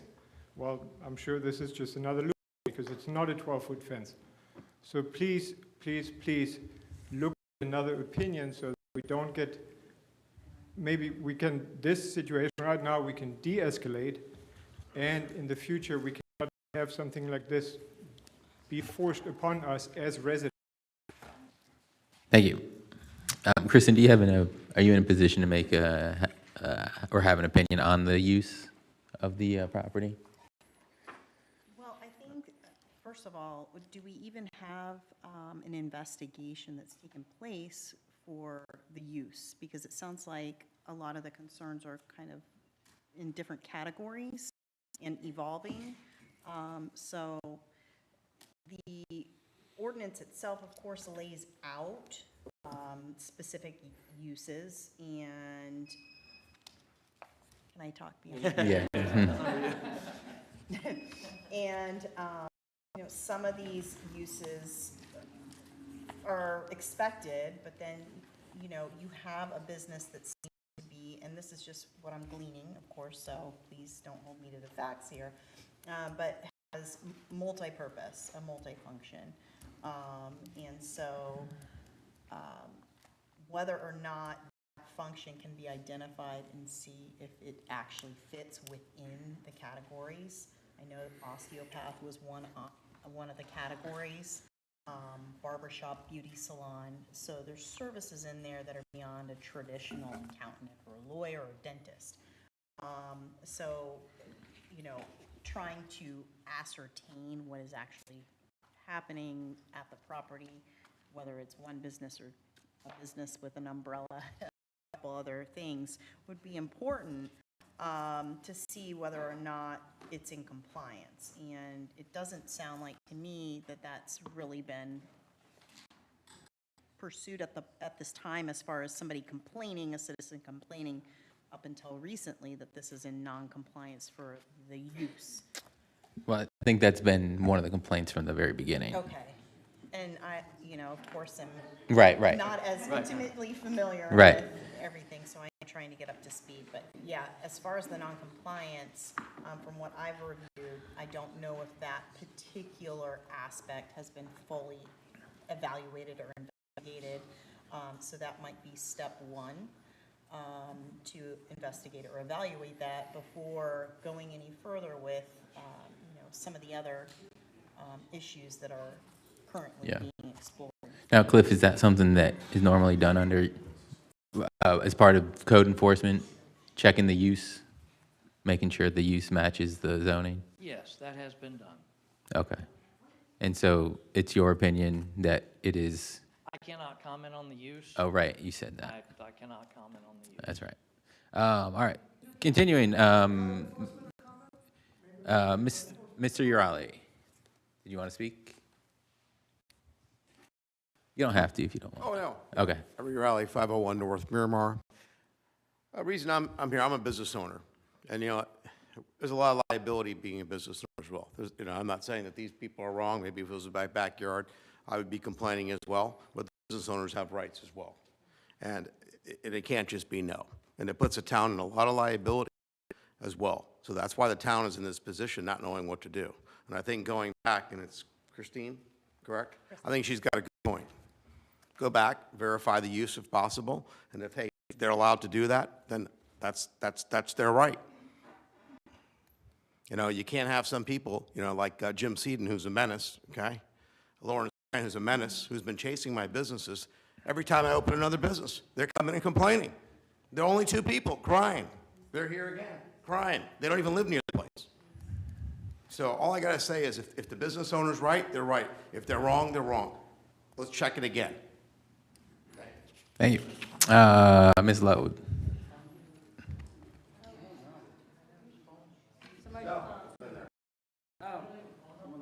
Can you hand the phone to the town clerk, please? Can you reset the clock? Yeah, we'll reset the clock. The black phone. Oh. Okay. Glasses are clean. Okay, Kitty Lowe, 411 3rd Avenue, Indialantic, Florida. Okay, so we're going to read from the violation code, this stuff. Okay, the permitted use. The following uses only shall be permitted. The professional activities listed below, to the extent that they do not involve the manufacture, presentation, or sale of article of commodity on or from within the premises, except the uses accessories to the principal shall be allowed.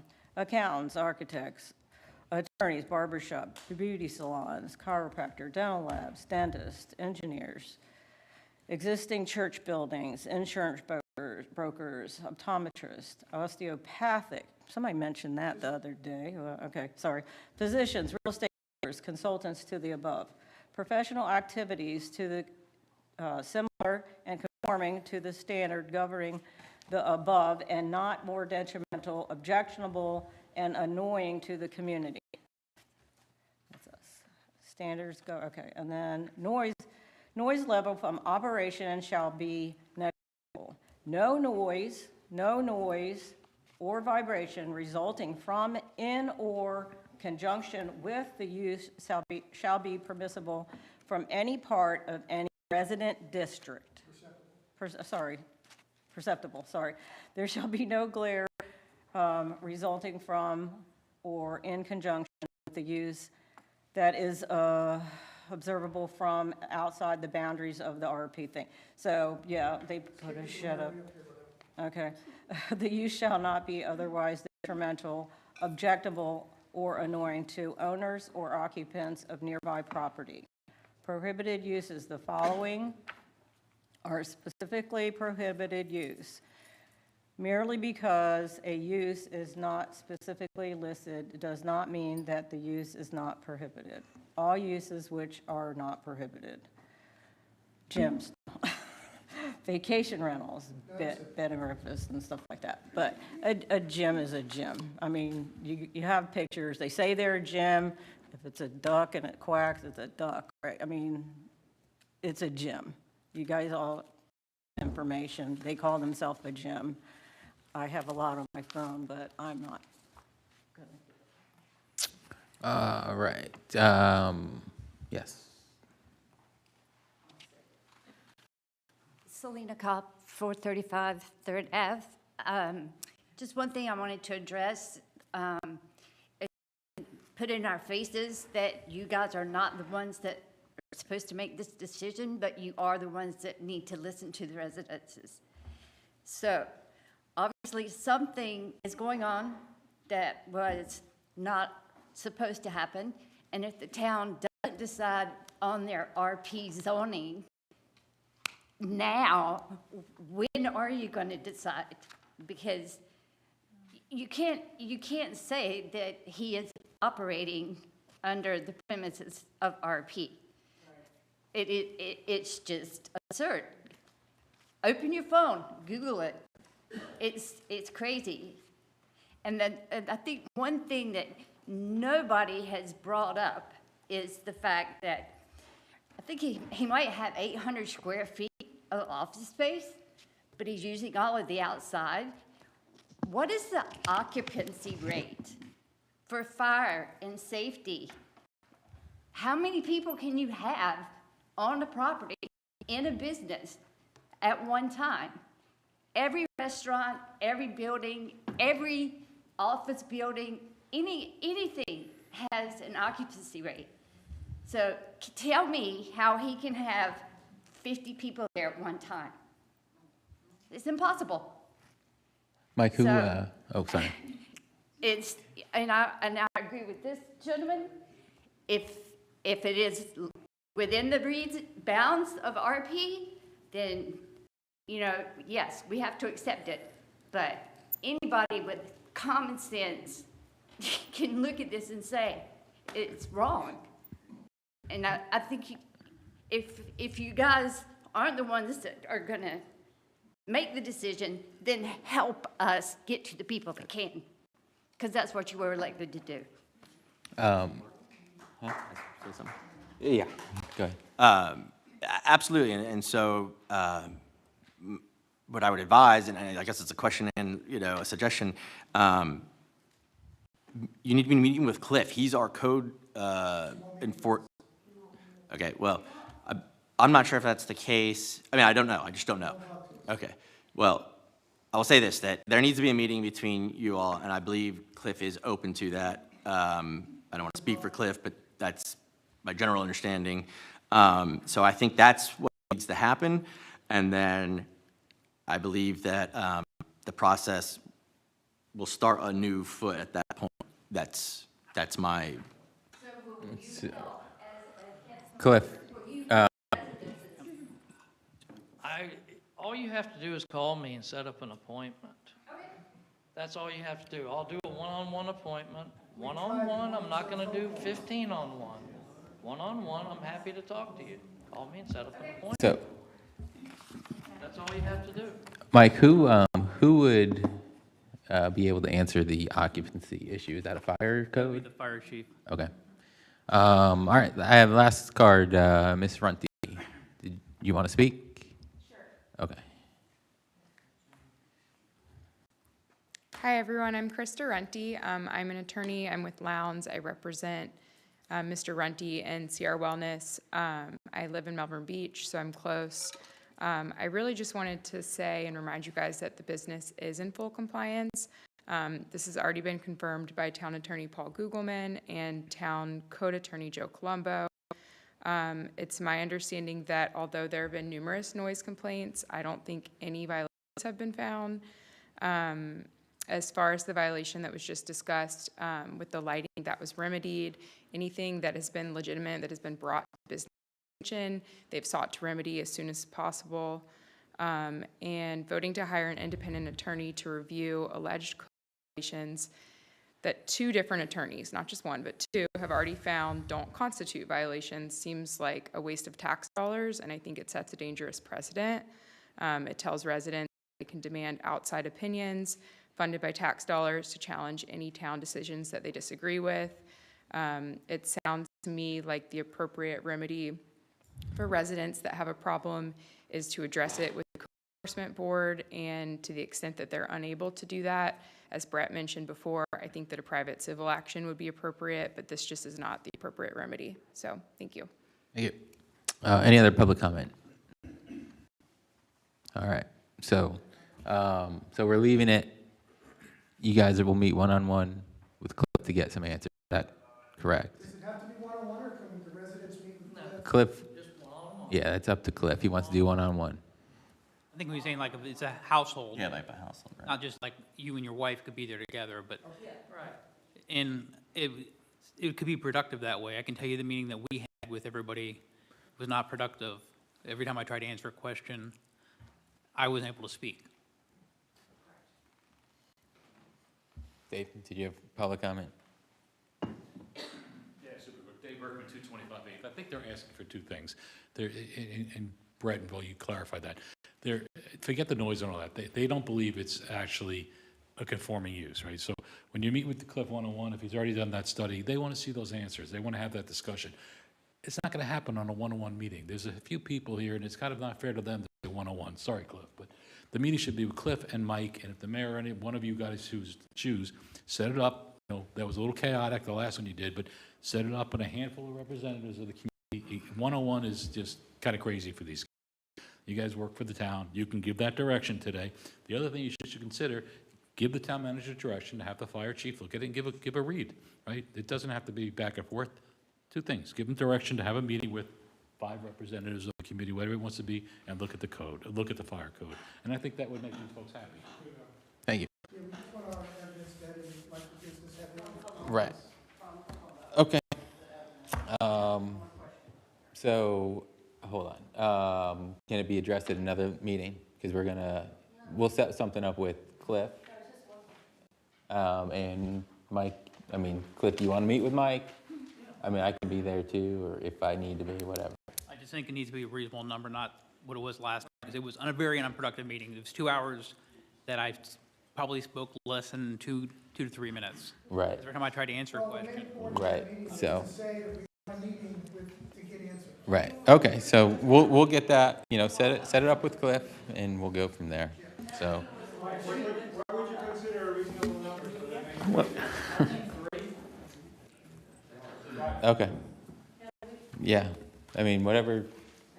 So as part of the meeting, can we make sure that we either have Mr. Colombo provide his bullet-by-bullet determination or his presence? If either one, I'm if ideally, he could be there to answer questions, understand if perhaps he's not available, but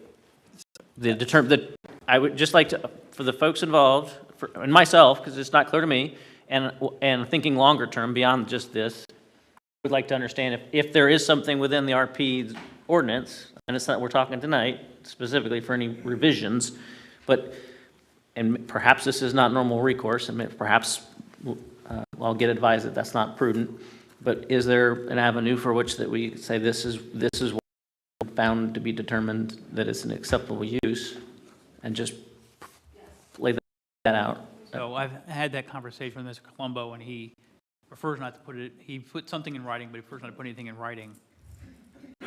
I guess that gives off the perception of, that we're, I don't think we are, to be fair, but it doesn't, please, we don't need the peanut gallery. I know it's hard. But it would be provide more confidence in the decision if we're able to provide the rationale behind it. Thank you. So I'm not convinced that Joe prosecutorial discretion should prevent or prohibit if there is a notice violation. This is what the statutes say. This is 162, says except as provided in subsections 3 and 4, if a violation of the code is found, the code inspector shall notify and give him or her a reasonable time to correct the violation. Should the violation continue beyond the time specified for correction, the code inspector shall notify an enforcement board and request a hearing. There's other parts where, just the board can request a hearing. But then it says conduct of hearings. It says each case before an enforcement board shall be presented by the local governing body attorney, which is defined more than just our general counsel, or by a member of the administrative staff of the local governing body. So, that's the way I view it, and I don't want to be getting these legal interpretations and stuff based upon being on, counsel in this disputed decision, but if there's a violation and a request or a schedule for the hearing, that whether or not the attorney, thinks it's a winning case or, can be prosecuted, either the attorney has to do it or someone on the administrative staff has to do it. But first and foremost, we have to have an actual, valid, active noticed violation.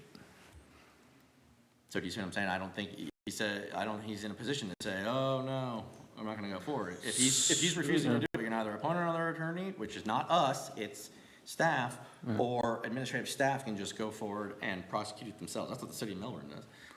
So you're saying because there's, maybe I'm just catching up. So because there is in the notice of violation, there is no mention of the use. That was not considered. Well, fair enough. Fair enough. Right, it wasn't intended. Well, I think it was included by error. Yeah, the head. But, well, we had the officer, the code enforcement officer just tell us it was, so I'm his word for it. But the notice of code enforcement was for violation of glare and glare only, and so that was the only thing that was reviewed by Mr. Colombo. Am I interpreting that correctly? And that's been or open active issue for which could gone to a code enforcement hearing had it not been remedied in the reasonable time to correct the violation. Okay. So it is something that has perhaps not even been considered by Mr. Colombo. Right, that's what I'm saying. That's why I'm saying. I'm just slow. Yeah. No, I apologize. Yeah, that's why I think first and foremost, the first step is to have your meeting and discussion. Because I want to make sure we level set expectations here, that if it's not something that's even been used. No, but it's about with Cliff. And right. Cliff makes a determination. I apologize, Cliff, but this is how the statute is. You make the determination on whether or not something should be noticed as a violation. And so, and again, pursuant to the statute, you give a reasonable time to correct it. So if you do notice something new, you provide that time. And if it's not corrected, then you notice for a hearing and schedule. Okay, so. I apologize, like I said earlier, I know it's frustrating. I fully understand, and I apologize. So, all right, so all these questions can be answered meeting with Cliff and Mike in small groups. Okay? Is it reasonable then that we would get answers, justifications, like Mr. Wright said, for each of these? It's reasonable to ask that, yes. What you'll get, I don't know. So. If you can let him speak, Mayor, or not speak, he needs to be at the microphone so that it can be recorded. Yeah, so we'll just address those at those meetings. So, anything else to add? So just to be clear, so at the meeting, we'll be able to have a discussion with the three of you and the defined number of residents on questions related to determination of use and then the notice of violation. And if you're going to be present, I mean, I'm not giving advice, but I think it would be wise that you're just making sure procedure is followed and you're not actually substantively opining, because. Oh, yeah, yeah. Substantively opining, sorry. As far as. I haven't watched a lot of whether or not you SVU think lately. there's a violation and it's permitted use or not, so you know what I mean, that's again for They staff. leave Yeah, for decisions. staff, like, Yeah. Okay. we have all Just these making sure. roles that we have to abide by. I leave that to the legals. So. And I will say, it was on the agenda for, this code update that I'll do next meeting, but this is, as, we've discussed, one of the issues that will be, we'll plug these holes and address some of the stuff. I know that doesn't remedy your concern immediately now, but for those that may have concern in the future, we're, seeking to resolve that, so. Yep. Kristen, do you have anything to add, closing?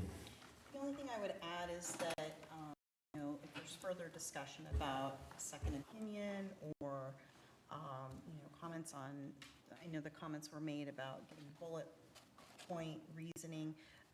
It's just, I would caution that a second opinion and rejecting a first opinion, the perception would be that you're basically forum shopping, so to speak, to somebody to support your conclusion. So, although it may sound a little, I think somebody said sneaky, not have something in writing, there are reasonings behind why not committing a full opinion while there is a business owner involved in a potential violation and predetermining anything, obviously. So, I just want to put that out there, as to those two comments. That's it. Thank you. Mike, anything to report? Just on that matter, I would, on the use and stuff, I've got an opinion from Paul, but, and from Colombo on that already, but maybe through the current acting town attorney, with some guidance on that. Okay. Sure, certainly, and if the council decides they want a second opinion or a more formal opinion from, to a specific issue, once we narrow that, I'm certain that we can support that and provide some feedback, but I think we aren't at that point yet. Okay. Anything to add, Mike, report-wise? For my report, Yeah. it would be Double report. the budget report, sorry. Just point out, it was something that was a goal, set out of my goals was to give quarterly reports. This is based on October, November, December, what's in the budget. And the report's in the back of VC, and I kind of highlight memo of where we're at and some of the things like we were over budget. I kind of highlighted like police operations supplies was over budget. But we haven't done any budget adjustments. We had a bunch of donations come in because they bought new rifles and firearms and stuff. So that's going to balance out when we do our budget adjustment next month. So that money, and then like the Which Way 5K was over budget because they spent more money than in the budget, but that comes back from income, which is in the budget adjustment too. So that's kind of expected. Yeah, that happens every year. That's not, it always happens. We make budget, and then just like in the building office supplies, that was just taken out of the wrong line item, and that problem's been corrected. So it's within this report and things. So otherwise, if you see items that like we haven't spent any money because we're out there getting some of the bigger projects, like I'm waiting on a quote, Joe's supposed to be getting a quote for our paving projects that we have to go through. So that's going to eat up all that and everything else. When's the meeting starting? Wednesday. Oh, on the median on the report, that one, I issued a notice of, to proceed to the things, and the contractor, they have to take some like certification test online, and they're in a process, they took one of the classes and doing the other one. They're expecting the end of February, beginning of March. It's not gonna be a long, long period. It's not gonna be a project, it's like all in all, because we'll have a control over how long it takes to build, not 2 years like FDOT. Okay. Doug, anything to report? So thank you, Mike, for pulling this together. I've been busy with other things, so I haven't really poured through it, but I do appreciate it. I hope we can use it to educate ourselves as we get go through the year. Hopefully, it'll also educate the constituents and residents so they can understand where the money's being spent, how it's being spent. Next month, maybe before next council or after next council, we're expecting the new fire truck. It's being delivered in March, but they still got radios and everything else. Okay. Okay. We're hoping, fire chief of the day, it's like April, because they'll bring it from Ohio over to Tampa or something like that. Then To get out, okay, here. okay. Been a long time coming. Yes. Feel like we should put it through college almost. It'd be double the money we pay for it now. Yeah, I know, it's a whole other discussion. No, that was just a question. The other thing, not that it matters, but, for folks that were paying attention, stayed up to midnight or later, a couple weeks ago, the city of Melbourne did vote to remove fluoride from the water. So we are a client of the city of Melbourne Water, so just FYI on that one. And then once again, I'll just, gotta rest. Mr. Googleman, thank you. Brett? Excuse me. I guess I will say it. I just want to remind folks, in part of the civil process, we are allowed to fundamentally disagree and be diametrically opposed. That we're not considering what you've sent us, okay? I would like to think that reasonable people can have differing opinions and we can still get along. Sure, be frustrated with the outcome, maybe be frustrated with the process, angry at the individual, or question their character or their intent. Unfortunately, I feel, I experienced that today, and it was very disheartening. And to the point where it makes you wonder, why even spend the time and effort when I have 2 little kids, brand new baby. This is a non-paid position. I've donated everything back to the town, completely voluntary, all because somebody is angry that I do not agree with their position. So I just want to remind everyone, civility, it's okay to vehemently disagree with the argument, but don't question the person's character. Please. At least that's what I think. I can agree with that. John? I don't have anything. Carrie? I would like to echo what Brett Miller just said.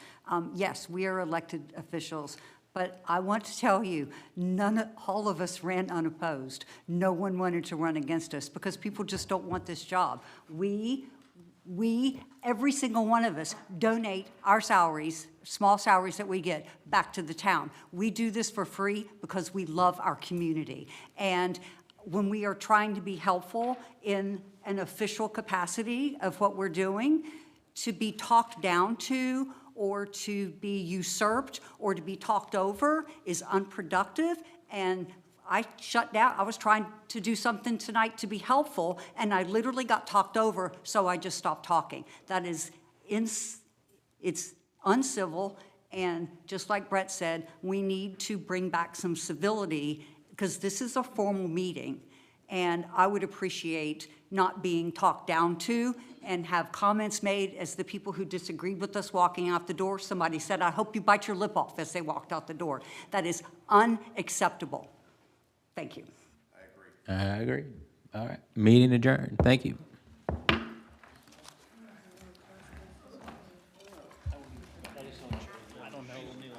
No, I know, and that's what I hate. Joe was trying to wrap my brain around it. I get frustrated because I know. No, I know it's that. frustrating I for know everyone that, else. And it just took me a minute. I will be with you about the youth. I think finally the light bulb went off when I was like, because there was no information needed, and because based on what I would put his office. Yeah, I put them in bags. Threw them in the river.